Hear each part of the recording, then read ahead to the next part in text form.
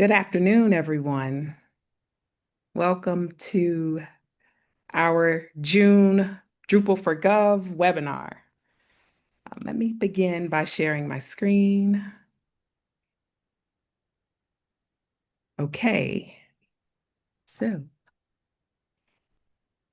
again, thank you everybody for attending our June webinar. Our topic for this month is Extend the Editorially Accessibility Checker, and our speaker is John Jameson, who I've had the pleasure to meet at New Jersey Camp. So it's a pleasure to have him speak for Drupal for Gov. Before I hand over the reins to him, I'd like to share some information about Drupal for Gov and what we do. We are a community of open source advocates, and we are interested in all things open source.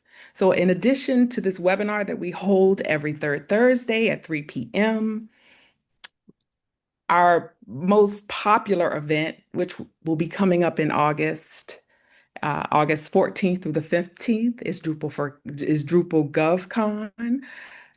We just released the schedule a few days ago, so please go to the website and check it out. When we can, we also hold global training days and half-day training days. And we also assist in organizing Gov Summit at DrupalCon North America. If you're interested in doing a webinar or you have any questions, please reach out to us at drupalforgov@gmail.com. We also have a Slack channel, um, Gov Drupal, and a channel on Drupal called Gov. And we are really active and we communicate often on LinkedIn. In addition to talking about Drupal for Gov and what we do, I also like to share what other camps are doing. So July 11th through the 13th, if you are located in North Carolina, check out Asheville Drupal Camp. And I also mention, I don't need to mention Drupal GovCon, which will be held at the University of Maryland, August 14th through the 15th. If you're interested or if you work for an organization that has the space, we are always looking for places to have half-day or multi-day training days. Please reach out to us and email us using the email info@drupalforgov.us. And we always upload our webinars to YouTube. So check out our channel. And if you want to look at previous webinars that we've held, check out our channel on YouTube. And last but definitely not least, I am pleased to introduce John Jameson. He is a digital accessibility developer at Princeton University and a maintainer of the editorial accessibility checker module. So thank you, John. I'm going to stop sharing my screen. All right. And I'll start sharing mine. Let's see here. That should work. All right. Thank you. Hi, yes. I mean, that about covers it. I'm one of the maintainers for Editorially. Um, yeah, so we're going to do a little history of the module today, and then talk about configuration tips, things that we do, things that people have written in that they do. And then I'll dig into some of the more fancy stuff. There's a whole JavaScript event interface that exposes the ability to write custom tests, that sort of thing. So we'll fly through. Um, and yeah, so I will start by saying my job is to test and train at Princeton. Um, this is a very old very old model that probably a lot of you share. Uh, when I say very old, I mean very old. I take it back to the Middle Kingdom of Egypt. This is on display at the Met. It's an old writing board from 4,000 years ago on which someone has written some hieroglyphics. And in things that never change, their teacher has made corrections in red pen. Um, so this is the model we use today. Accessibility, there's the WCAG Web Content Accessibility Guidelines. They're manual testing. Things like this should be a button tag, this should be a heading, this needs more contrast. Uh, Is there things we learn, things we do? There are tools. There are certainly tools. This is Wave. I use Wave almost every day. I love Wave. But when I turn Wave on for the first time in a training for people, it looks a lot like hieroglyphics. Um, so they're for trained users with time to dedicate to their use. And the problem is, most of our users are content authors. They're busy people. The workflow that's imagined by training programs is that they're going to create well-structured content, as they were taught in accessibility training. They're going to run manual accessibility checks. They're going to fix accessibility issues. They're going to visit some crawler or QA dashboard. They'll fix those issues too. And then maybe they'll attend another training, improve their skills even further. Um, yeah, so I spent 15 years supporting content authors directly in my previous role. I can tell you their actual workflow, which is to copy text from a PDF and paste. So, yeah, inaccessibility, it should be a decision. It shouldn't be the default. So, couple tips. I mean, one of the things, examples I'd said in previous presentations I wish we could do. Now we can do it because the latest release of Editoria11y includes this. There's a config option where you can say someone's inserting a table. It should come with a header row instead of no headers at all. It's a simple thing, but all these years of heckling people saying you should have a header row, making it the default just kind of takes that problem away. Colors, as an example, we don't have the option for authors to pick colors and background colors in our system.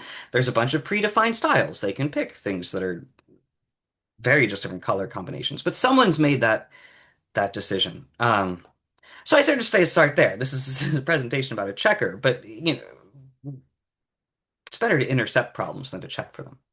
But when you need to check, that correction should be automatic. It should be instant. It should be in plain language. You should not have to train people and say, remember to run the checker. It should just pop up, whatever checker you're using. So here's an example from Editorially, and it's popped up and said, this table has no header cells. And then it says to fix, if this contains data that's meaningfully organized, it goes on and on. But it is an attempt to write this in plain language and not to mention WCAG or anything like that, and just to say, hey, maybe click on properties and add a header row. I will not say this is amazing, but it's open source. Send me a pull request if you have better wording. I'd love it. So, editorial tests. These are going to test for content mistakes alone. One of the key principles that went into developing this was the idea that you don't want to be heckling content editors for issues with the theme or the module code that they can't fix. So it checks for mistakes you can make in CKEditor and Gutenberg, things like that. So things like meaningless links, click here, fake headings, skipped heading levels, fake list items, images with no alt text, images with bad alt text. It has a couple tests that I've written to check for common suspicious alt text, missing table headers, links to PDFs, video and audio alternatives, closed captioning, too much caps lock, that kind of thing. Some of these are what I call manual checks. These are things where it might be fine. So you can ignore them. So here's a manual check saying, is this link meaningful and concise? This link's text is click here. I think that's a problem. But maybe that's never going to get fixed. And so these manual checks, they get single click buttons. Mark this as ignored, which only affects the current user. They can just say, stop bothering me, or mark this as okay. And marking as okay syncs back to Drupal, syncs to all other users, and it won't bother anyone about this. And you can control in the permission system who's allowed to do that. Those sync also include those results, the issues themselves. So Drupal reports then has site-wide reports with all these test results, dismissals, things like that. You can browse and go through. You can see what's been dismissed. You can undo that dismissal. And then there's some manual tools. I showed Wave there. This has a few of those manual tools that are most relevant to some content authors who had some training and know what these things are. So there's a heading outline visualizer that'll show you how headings are nested, and it'll draw the heading number on the page so you can see where those are. It has an alt text visualizer, which will draw the alt text on the image and show the thumbnail list at the bottom. They're optional tools, but they're there. And that's it. I mean, I like to say the demo tends to be pretty short because one of the key things I'm trying to do is make this just intuitive. So there's a lot there, but there's only a few screens. So what could possibly go wrong, you say? Well, a lot can go wrong. There's a lot of configuration. Some sites need configuration to prevent alerting on every page for theme issues. I mean, say you have an image in the footer that's getting a manual check on every image for some reason. You want to fix that in config, or your content authors are going to stop getting any benefit from this module because it's going to show an error on every page. Some sites need config to prevent unhelpful alerts. This is an example of a page where there's 40 PDFs on this page. They're fine. This is evidence of insurability, things like that for HR. These are fine. You don't want the content authors to be getting these sorts of alerts where they're supposed to click OK on everything on a page that's designed to hold accessible things. There's config, we'll get there. The Yes, the accordion issue. Some sites have accordions, tabbed interfaces, carousels, things like that, hidden content. And so editorially might see an issue and flag it, and there's a little button on the toolbar where you can say jump to next issue, and it jumps to that issue, and it can't get there because the thing it's trying to highlight is off screen or invisible or whatever. And so it will pop up an alert, but say, note this content may not be visible, look for it inside the outline container, and it's going to try to guess what the nearest ancestor is that is visible. And I'm just literally doing a lot of if statements against CSS, looking for things like hidden attributes and size and things like that. It's guessing. It does a pretty good job. I've done a lot of testing of this, but there's ways to fix this. So we'll get into that at the end. But usually, I will say usually on most sites, it just works. You turn it on, it works. So let's dig into the config. So you start like any other module, you install it. So you can install it straight from the as an independent module. You can also install it through Drupal CMS as the accessibility tools recipe. The recipe just installs the module and puts a little bit of default config on it that plays well with other recipes, but they're the same under the hood. And then once it's in there, the first thing to do, and it says this on the config page, start in permissions. Editorially exposes several permissions. It takes some guesses as to who should be able to view editorially based on who can edit content. But there's separate permissions for things like viewing the checker at all, which roles see the checker and which don't, who can mark things as hidden, who can mark things as okay, who can view the site-wide dashboard, who can administer. Common things, but start there. And Marco's okay is pretty useful. For our own inner system, we give that to all editors. There's other places where you might only give that to people who are trained and know what they're doing. And then match your theme. I include 3 sets of CSS, so light theme, dark theme, whatever looks good. There's also ways to inject your own CSS. I have a snippet here. If you haven't already gotten the link, you'll get the slides. And this is documented. But you can in your theme put a JavaScript variable in that says I would like to override editorially's options, and then say, hey, editorially, here's my own CSS URL. And then all of the little widgets that pop up that are inside web component shadow DOM magic, it'll inject that CSS reference. So you can write your own theme if you want. And then we really get going into the config. So first big decision is how annoying you want to be. So when someone edits a page and saves the page, editorially in the module recognizes that this page was just modified. And so you can change the behavior in that situation. So if it detects issues, it can pop open automatically and draw things all over the page, always or only on the first detection. So it'll store local storage on that person's browser as to whether the number of issues on the page has changed.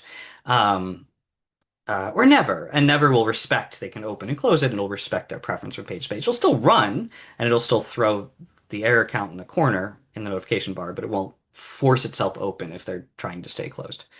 You can come back and change this later, but I keep inching the assertiveness up over time as people start ignoring things.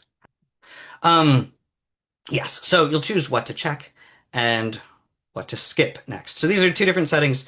Your page has a whole bunch of parts, and not all these parts are editable. So check content in these containers. You can give it a list of CSS selectors and say, I want you to check the main area and the footer, but not the header. Or skip over these elements. You can say within the main area, don't check this view, let's say. So if you've not played with CSS before. Your browser has a browser inspector. I'm not going to teach you how to use it in this presentation, but you turn it on, you can right click on something and say, what's this thing? And it will throw open the HTML for you on the sidebar, and it'll show up in a bunch of selectors. And so it says this is a footer tag with an ID of footer, and it has class of footer, that kind of thing. So this is the selectors you start working from. And so you go back to here and you say, okay, what do I do? So you can use either way. These configurations will both work. I can either say skip over the footer logo. I don't want you to alert on the footer logo. So I can say footer.logo, skip over these elements, and so editorially we'll check the whole page and ignore issues with the logo. Or I could say check the main area and the footer.right column. So only check these two parts of the page. Uh, both these work the same, but the second's faster because you're checking fewer elements rather than checking all the elements and then going back and dropping one result. So when you're configuring it, prefer checking less to skipping things. Speed matters. I'll also say different CSS selectors work faster and slower. Some are just harder on the browser. So footer.logo, that's a great selector. Basic tag class selectors, very well optimized in browsers. Footer A, just as fast, but it selects all the links in the footer, including the ones in the right column. So it's not specific. You want to be specific or you're going to be accidentally not checking things you meant to check. And you want to be fast. So the has selector is really cool. You could say link has dot logo image, which would check any links that have a logo image inside them. And you could say ignore this, and that will work, but the has selector is a very slow selector. And this editorial is running on every load. So if you have a lot of slow selectors, you may find it actually starts to slow the browser down a little bit. It shouldn't. The whole thing should run in 10 to 20 milliseconds if things are going right. You shouldn't know it's running. If you know it's running, something's wrong. So there are some built-in skips. If you're ever troubleshooting and you're saying, why is this not getting alerted? I don't understand. I will say the default config is hiding things like images and links that are ARIA hidden uh, or have role equals presentation on them. These are things developers use to deliberately hide things from screen readers. So if it's hidden from the screen reader, there's no sense in me checking how good the alt text is. So I ignore those automatically. List and heading tests inside tables, I'm not running those. So if you have a table cell and there's asterisks and a fake list and a heading, I'm not going to flag that because I don't know that that's not data. So there's things here where the tests just have so many false positives in those situations that I just turn the test off automatically. And Drupal's admin UI, I'm ignoring things that look like admin UI in the code. Yeah. So, all right, last note on that. When you're setting it up, don't nest checked containers. So the example here I have is, let's say we have that footer.right column. If you said check content in main and dot right, and the footer has dot right, and the main has dot right, that dot right in the main is going to get checked by main and dot right, which means an error in that is going to get flagged twice. Uh, I'm not deduping. Again, performance really matters, and I would much rather make a little more work for you in getting this set up correctly at the config page than having to run extra loopy functions when I'm working. So, be warned. All right. You work down the config page, you're now getting to a flyout that says advanced config. So let's get in there. A lot of this is compatibility with other modules. So, here's a visually obvious one. Everybody wants the bottom right corner of the page. So I've written a function that if you give me a list of selectors, when I go to draw my widget, I will go look for these selectors, measure their width, and slide over to get out of the way. So you can say things like Claro toggle dialog, don't draw on top of that. And I actually put that in, I think, as one of my default configs, just because Drupal CMS has that encouraged. So that's there for you. You're welcome. You can also switch the panel to pin to the left if you prefer. Edit links. So I now add, as of a recent version, links inside the tip that pops up that says, hey, go right into the page editor or go right into the layout builder editor to work on this issue, which is immensely convenient, except that your average issue is not available in both. Or on the page, there might be views on the page that this is not helpful at all. You see this issue, and then you click page editor and you go look at the content, and the text with that issue isn't there. That's not only not helpful, it's downright confusing. So there's a config item here where you can say, give me a list of selectors for things where those edit links are just useless, and then it won't put links on tips inside those containers. It's handy. The CKEditor heading dropdown. I have this heading skip detection when you're looking at a page, but I can also check live while people are while people are typing inside CKEditor. Well, the first heading in CKEditor, I can't check if that has skipped a level unless I know what level it should be. So if you have, say, Layout Builder and you have paragraphs, you have whatever module you have, and you have CKEditor fields where they're going to be drawn nested under, say, a heading 3, and so the headings in that block should start with heading 4. You can give editorially selectors for that edit field and what heading level should be the base level for that specific field. Do you have to do this? No, you don't do this at all. But if you want to get fancy, you can, and it makes the live editing checking work a little more magically. You can also check dynamic and shadow DOM content. And if you don't know what that means, great. This is not something you need to worry about. But if you are writing custom web components and you're doing all kinds of Ajaxy magic and things like that, and content's coming and going, you can tell editorially to watch for those things. And I just don't have this turned on by default because it takes a little bit of CPU overhead, and I'm running on thousands of sites, and most of those sites don't want this turned on. So you can just flip it on, say watch for changes. You can give it a list of specific web components you want it to watch for and check if you have specific widgets and things like that. Or you can turn on a switch that says auto detect any web components. It's slower that way, but it makes config very easy for you. So those are all there. There's also some tweaks for the report data. So these are things, certain site configurations are installed in subfolders, and Drupal's API for figuring out what the URL of a route is very difficult to work with. And I reached a point where I'm just like, I can't even. So I just have this here to say if in your report you're finding it's duplicating because you're in this configuration, you can tell me what that is and it'll just dedupe that.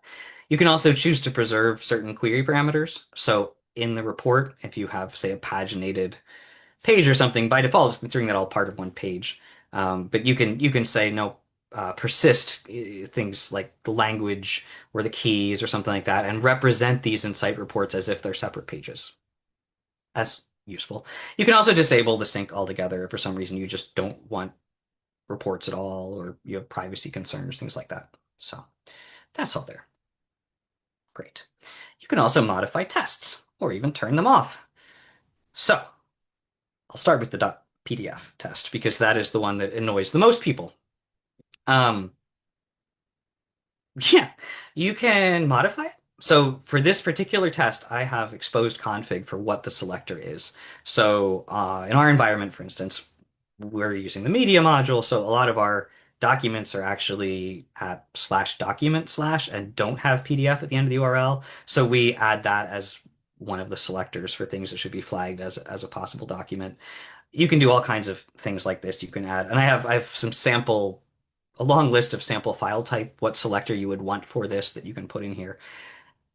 You could also turn it off if you put false in there, or if you don't want to get interrupted. So I said you have a live checker. So as you're typing, editorially will check and flag things. Some people find that distracting and annoying.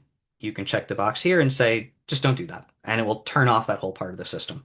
I had one user, their environment, they use paragraph tabs, I think is the module they use.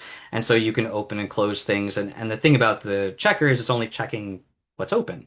And so the count was changing while they were editing different parts of the page. They found that annoying. So they just turned it off. That's fine. It's configuration. If you don't want to check a particular content type, let's say, you want to check these but not these, or maybe even a user, you have a particular user that is perhaps very senior in the organization, or you only want to check pages if there's an edit link, all these kinds of things. There's two settings. One is disable the scanner if these elements are detected, and the other is hide all alerts if None of these elements are present. And so you can do things like automatically turn off on the new search page or automatically turn off if, say, .user251 is present in the body tag because you've done something to be able to tell who's who. Um, or you can hide all alerts if the href to the slash edit is not present. So it would automatically say hide on content types that a user does not have permission to edit, that kind of thing. So yeah, or if you really don't like some of the tests. This was a recent pull request I got. I love pull requests. Um, Added the ability to be able to check a box and just turn off a specific test. So that's there. All right. So back to the examples. Uh, and how do we solve these problems? So, example one, 40 plus alerts on PDF lists on a site that has PDF list as basically a content type, and there's a lot of these. There's a whole bunch of different ways you could tackle this problem. One is through the UI. You could open one of these tooltips, and there's a option to mark all as okay that appears if there's more than, I think, three of the same test flag on the same page. And you could just say mark all as okay for that page, which works until these URLs change, and it doesn't work on the other page. You could go to that configuration for skipping over things, and you could say skip over PDFs in a particular container. So let's just say this block was the .insurability block or whatever. You could say a link purpose document or external link or whatever. Whatever selector selects these links. And you could just say skip them. Don't even check them if you wanted. You could modify that PDF test selector we had.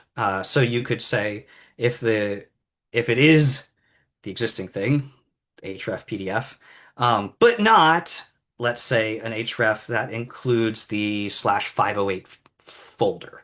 I know some government sites have like remediated PDFs in one section and that kind of thing. So you could just say, hey, if it's one of the remediated PDFs or it has remediated in the title or 508 in the title, don't flag it. You could do that. You could just turn off the PDF test altogether for that particular site. Or you could turn off the checker on insurability nodes. Let's just say if this was a content type, you could just say, don't even run editorially on this content type. It is just showing a view that is exposing a list of fields and we don't upload things until they're okay and whatever. There's just a lot of ways to tackle this based on the nuance of what you're trying to accomplish. Example two, those hidden tips in accordions. So, first thing you do is a little bit of config. So you tell editorially about this at a time. So say elements with overflow hidden, maybe it's just truncated. It's like kind of half off screen. You can give it selectors for those, and editorially will try a little harder to position them. Um, But what we're really going for is things where the theme needs to open the accordion first, because that's really where you want to go. If editorially tries to jump into showing something that's hidden by an accordion, what you really want is for your theme to open that accordion first, and then the tip pop open. So you give it a list of things for which you've written the JavaScript to open the thing first. So .accordion, .tablist, .carousel, whatever. You give it a editorially list. If you do that, when it tries to open this, it is going to throw a JavaScript event. It's going to be called edly show hidden, and this event is a thing that JavaScript can then do something with. You create an event listener. This is the example code. So you'd say document.add event listener for edly show hidden. And then you do whatever you want when this event gets thrown. And that event is going to come with some handy things. So it's going to come with a detail array, and in the detail array is going to be a result. E.detail.result is going to be a number. This is result number one. This is result number two. And once you have that, you can just pull from the edly.results object. This is my big old thing. I take all my tests and I create this list of results in JavaScript. You can say, hey, Edley, get me result one from that list. I'm going to want to do something with it. There's a bunch of these events. So there's run custom tests. We'll talk about that later. That lets you write to that Edley results list. There's Edley results ready, basically, which lets you read from it and do things. That's when the Drupal sync happens that sends things off to the reports. While the tips are opening, there's an Edley paneled open event that says I've popped open the panel for some reason. Um, there's Edley show hidden, which is what we're talking about now, and there's Edley pop, which means a tip just popped open, and that lets you modify the tip. Yeah. There's two little stars here saying these events must be enabled in config. Run custom tests and show hidden. Those events only get thrown if you've gone into config and say I have things where the theme is going to show the hidden thing or is going to do custom tests because there's a response. It's a call and response. If you start doing this, editorially is going to wait for the response. So we're going to put together. We added an event listener for Edley show hidden. I'm going to say const L, the element is going to be edley.results, edtail result 1, dot element, because that Edley results object, if I were to explore it as a developer, and this next 90 seconds is really for developers, there's a dot element reference in there to the thing that editorially is flagging as having a problem. So this now means I have a reference to the actual thing with the problem. And then I now do whatever my theme wants. So in our example, I can say, okay, from that element, get the closest accordion container and find its toggle button to open it and click it. Like 5 lines of code. And this, in our theme, then pops open the accordion. And editorially is waiting, it's about a third of a second after it throws this event before it opens the tip. So you have a time window in which to get this done. So another example. So Edley pop. That was that last thing. The Edley pop event happens when a tip is popping open. So one of the things we can do with that, I can add an event listener for Edley pop, and I can go get that marked element. This detail for Edley pop includes that result itself directly. And then I can do something like if that marked element is part of a layout builder block, then in that tip, hide the page editor button. So I only want to see the layout builder editor button, that kind of thing. Or you could add in your own custom editor. If let's say you want to say if the tip is flagging an image, then I'm going to get that image's media ID and give it a media item editor. Whatever, you do whatever you want. The point is editorially is just giving your developer the ability to modify a tooltip however they want. Change the language, change the color, have fun. All right, example 4. Yes, so the Edley paneled open, when anything is, the panel itself is opening to start drawing stuff. This is something in our environment. We use that event to turn off the sticky header. We have a sticky header when you're scrolling on some of our sites. You don't want the tips sliding under or in front of it, so we just turn off the sticky header when editorially is drawing tips. It just makes it a little smoother. Yes. So, custom tests. We're doing great on time. So, writing custom tests. This is example. It says this link might be broken. Editorially is not a link checker. But if you have a link checker and you know what broken links are on a page, you can tell editorially, here's this list of broken URLs, and I want you to mark them as broken. So this is a screenshot from a user that sent this in, and I was very proud of them. And it highlights the broken links on the page. So if you want to do something like that, there are 5 steps. Step 1 is config. In that list of editorially config, there is a custom tests field that is a number. You add 1. The reason this is a number is because it's a call and response. Editorially will throw an event saying run your custom test. And then you might have 5 different custom tests, and a module might have another one. Whatever it is, then, in that situation, there'd be 6 custom tests. Editorially will wait until it's heard 6 events called back to say I'm done before it continues on. So that's why this is a number-based thing. So you're going to set the number to 1. You're going to need to find what you want to mark. You're going to need to create your tip title and body, what text should go in there. You're going to add your result to that big old object of results, and tell editorially you are all done. So we're going to find elements. So we'll create another event listener. Edley run custom tests is the event. And then you do whatever you want at that point. I mean, this is a developer moment. You're going to go find your stuff. But I will say there is a function that editorially provides called find elements. If you use edly.findelements, it will query the document with all the rest of the config in mind. You said what parts of the page you want to check. You've said what parts of the page you want to skip.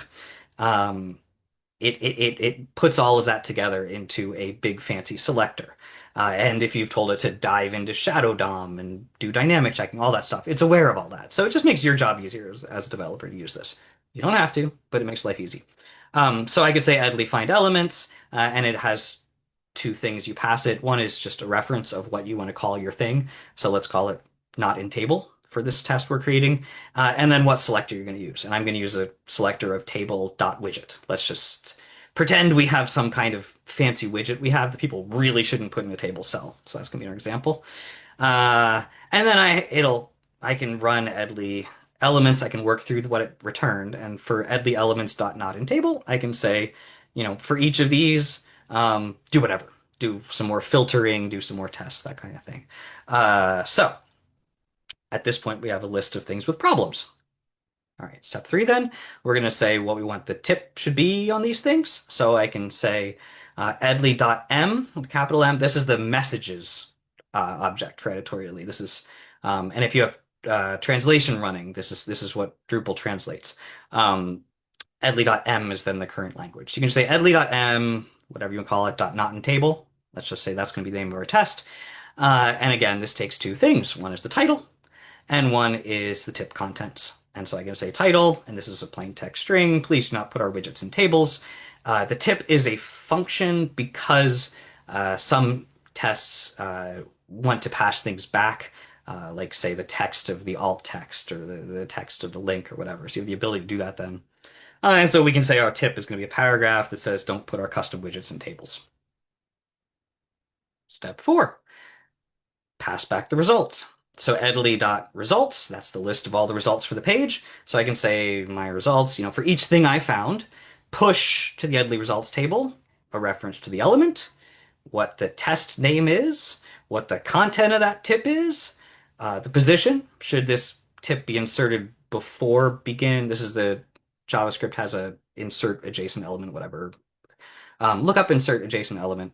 You can say before begin or after begin. You don't want to insert a tip inside a link or a button. That's why it's there. So you would insert outside a button or a link or inside a paragraph. And a dismissal key. So we have that you can mark as okay and mark as hidden. That comes from a key. The key is somewhat of a unique identifier. So that can be anything. If a link, I usually use the link's href attribute.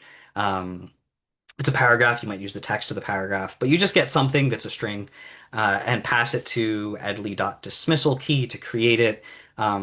This is just a function that creates a plain text string and truncates it at a certain length. Nothing fancy. But that will give a unique string so that when someone dismisses your test, it dismisses that one and not the 4 others on the same page. And it'll sync that back to Drupal. So that's what the dismissal key is for. If you want it to be a red alert that cannot be dismissed, you just say dismissal key false. And false means this is not dismissible. And then you tell editorially you're done. So I have let all done equal new custom event edly resume, document dispatch event all done. And the edly resume event is what editorially is waiting for before it continues. When we said you give it a count, 1, 2, 3, 4, 5, it's counting how many times it hears edly resume before it moves on. So editorially runs its tests. It asks for custom tests. It gets back the custom tests, and then it draws the event and pops open. And here it says, please don't put our widgets in tables. They explode on mobile or whatever. Edit this content. Mark is checked in OK. Ignore. It has all that ignore stuff because we gave a dismissal key, and you've just written a custom test. Congratulations. So we use this for all kinds of stuff. So it's there. And if you write a test that you think other people might want, open a ticket and I'll pull it in as a new test that's in the default. It's great. That's my quick run through. Left a bunch of time for questions. So I'm going to back out from sharing for a moment, take questions. I will say the library documentation is at editorially.princeton.edu. That's with ones. Drupal module /project/editorially. You will find me as at it may be JJ on the Drupal Slack and all kinds of places. And I am going to stop sharing now. You do have one question from All Brian right. Smith. Is there an option to show editorially for a node page only when the current user is the node's author or is the editor of a revision of the node? There's a lot of ways you could tackle that. I'm assuming in that case that only the editor would see Drupal's edit link. If that's correct, you could use one of those settings that says like disable unless this is on page and just say only show if there's an edit link. You could also pretty much anything you send in the theme. If you could just find something on the page that's a CSS selector that's different for someone that has permission or not, you could do it that way. I have not exposed like a Drupal hook where you could at the module level make that kind of change. If you help me, I could do that. Um, but that's how I've tackled that in the past, finding some selector that changes on the page based on whether someone has permission to edit it.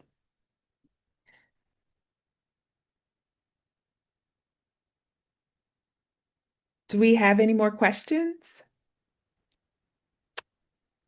Okay, last call. Thank you so much, John, for agreeing to be our June presenter. This information is so useful Good. because Thank you all. accessibility is very important. And this is very open source. This is Princeton supports me in this, but please participate. So, yeah, I look forward to pull requests and bug reports from you all. All right. Well, thank you, everybody. See you next month, and everybody stay cool in this hot weather.